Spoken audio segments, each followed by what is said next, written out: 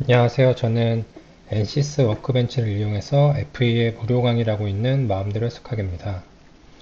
오늘 말씀드린 내용은 그 NCS 워크벤치 프로그램 관련된 팁인데요. 제가 받는 질문들 중에 자주 받는 것들을 좀 정리해서 말씀드리려고 하고요. 그 중에 오늘은 인터페이스 관련된 부분을 말씀드리려고 합니다. 그래서 다음과 같이 총 오늘은 세 가지 질문을 준비했는데요. 첫 번째로는 실수로 이제 설정하는 과정에서 설정 화면 창을 닫았다 아니면 뭐 트리 창을 닫았다 이런 질문을 받았고요. 이럴 때 어떻게 키는지 그런 걸 궁금해 하시는 분들이 계셨고, 두 번째로는 제가 이제 따라하는 예제 영상 올려드렸는데 분명히 똑같이 해서 그 결과까지 나왔는데 실제 플레이를 해보면 보여지는 어떤 움직임이나 결과가 좀 다르다. 무슨 문제냐 이렇게 물어보신 분들이 계셨고, 그리고 마지막으로는 화면을 이렇게 단면을 잘라서 보는 기능을 어떻게 하면 되냐 이렇게 질문을 주셔서 오늘 요 세 가지에 대해서 좀 간단하게 보여드리고 설명드리도록 하겠습니다. 이렇게 NCS 워크벤치 미케니컬 창을 띄우시면 이렇게 화면이 나오고요. 그래서 오늘은 이미 해석이 완료된 다른 예제를 가지고 설명드리도록 할게요. 그래서 첫 번째로는 그 질문이 창을 닫았을 때 어떻게 다시 키는지 이걸 질문 주셨는데, 예를 들어서 뭐 이렇게 설정을 하는 과정에서 이렇게 창을 X를 눌러서 닫았으면 이렇게 없어지게 되고, 그리고 또 이렇게 완전히 다 없어졌으면 요거를 지금 다시 키고 싶은데 이렇게 나오는 이 화면 안에서는 그 키는 옵션이 보이지가 않아요. 그래서 이럴 땐 어떻게 하시면 되냐면 요 홈으로 간 다음에 제일 오른쪽에 보면 요 레이아웃 메뉴들이 있습니다.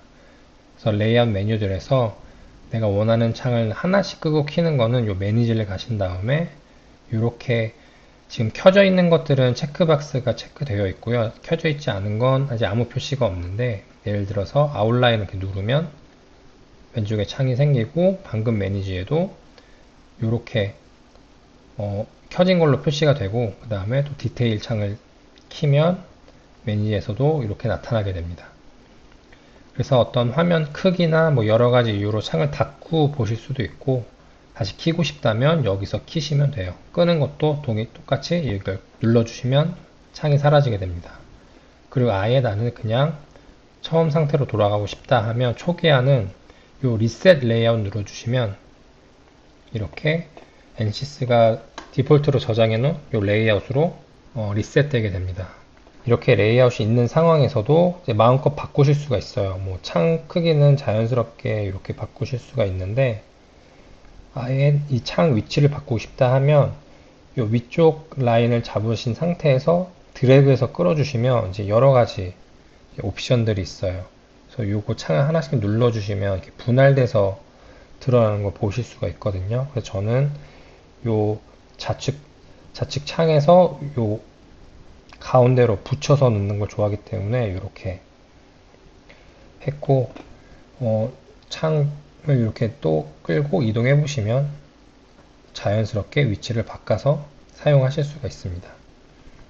그리고 여기 풀스크린 하는 요 기능도 있는데요. 이걸 눌러주시면 이렇게 전체 화면으로 창을 이동하고 좀 화면을 더 크게 활용하실 수가 있고요. 다시 돌아가려고 하면 그냥 ESC 누르면 안 되고요.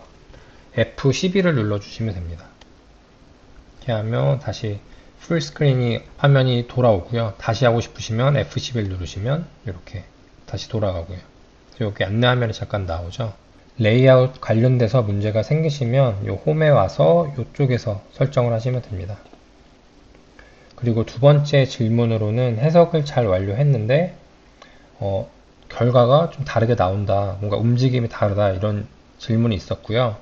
그 관련돼서 설명드리기 전에 이 예제를 잠깐 보여드리면, 이렇게 길다란 케이블에 이 슬라이더가 있고 슬라이더의 지금 아래쪽에 추를 달아놨어요. 그래서 추가 이 슬라이더랑 연결이 되어 있고요. 포인트 마스를 이용해서 달아놨고, 그리고 이 위치에서 제가 10mm만큼 이동하게끔 설정을 했습니다. 그래서 첫 번째로는 이 중력에 의해서 처짐이 발생하고 그 다음에 이 디스플레이스먼트를 이동해서 이동이 되게끔 이렇게 한 결과를 같이 보면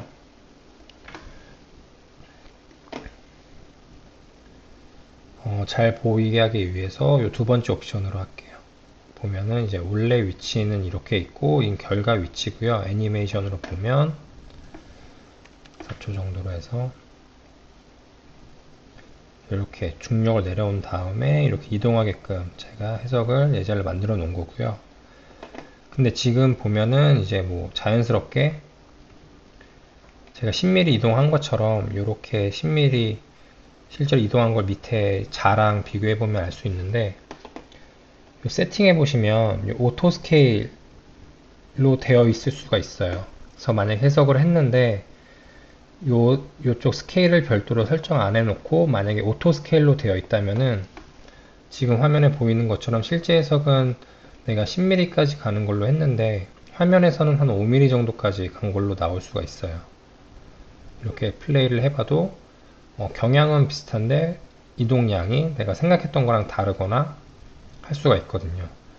그래서 만약에 내가 이 스케일 부분을 건들지 않았다면은 한번 요거를 체크해 보시면 될 걸로 생각이 들어요. 그래서 해석을 했는데 좌측에 내가 설정도 잘 했고 솔루션도 잘 돼서 이렇게 초록색 체크박스가 다 들어왔는데 결과 이제 움직임이나 변형량이 좀 제 예자랑 다르다 이러면은 이쪽 스케일을 확인해 보시는 걸 추천드립니다.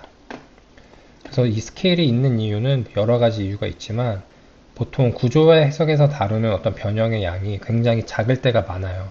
뭐 0.1mm 아니면 더 작게 0.01mm 이렇게 굉장히 작은 스케일이 많은데 그럴 때 어떤 변형을 좀 크게 좀 극대화해서 보기 위해서 이 스케일을 좀 잘 활용하시면 좋습니다. 그래서 지금 제가 1이지만 만약에 내가 이 5배로 해서 보겠다. 그러니까 이건 오토 스케일의 5배고 실제로는 2.6배고요. 그러면은 케이블이 이렇게 변형되는 거를 좀 더 과장해서 볼 수가 있고 대신에 슬라이더도 원래 10mm만 가는 게 2.6배만큼 움직인 위치에 가 있는 걸 볼 수가 있어요. 그래서 내가 이거를 스케일을 바꾸는 거에 따라서 결과가 다 바뀌어서 나오게 됩니다. 그래서 해석하신 뒤에 결과를 검토하실 때 그냥 트루 스케일로 보면은 어떤 움직임을 보이는지 헷갈리실 때는 오토 스케일이나 아니면 스케일을 직접 조정을 해서 보시면 리뷰하실 때 도움이 될 걸로 생각이 됩니다. 이렇게 보고 그리고 세 번째 질문으로는 이제 섹션 플레인이란 기능이 있는데 섹션 즉 단면을 해서 결과를 어떻게 보냐 하면 요 리절트에서 위쪽에 보면 섹션 플레인이라는 기능이 있어요. 요거를 딱 클릭해 주시면 이렇게 섹션 플레인이라는 창이 새로 생기고 그리고 이 커서를 보면 이 플레인을 생성할 수 있게끔 이제 커서가 바뀌어 있어요. 그럼 이 상황에서 내가 잘라서 보고 싶은 그 면을 이제 만들 건데 이제 바로 더블 클릭이나 한 번 클릭이 아니라 클릭한 상태에서 쭉 끌어주는 드래그로 만들어 주시면 이렇게 선이 나타나고요. 이 선을 기준으로 이렇게 잘리게 됩니다. 그래서 지금 보면 이렇게 잘린 단면을 보실 수가 있어요. 그래서 이거를 좀 끄고 보면 이렇게 제가 방금 만든 이 섹션 플레인으로 인해서 단면이 나타나게 되고요.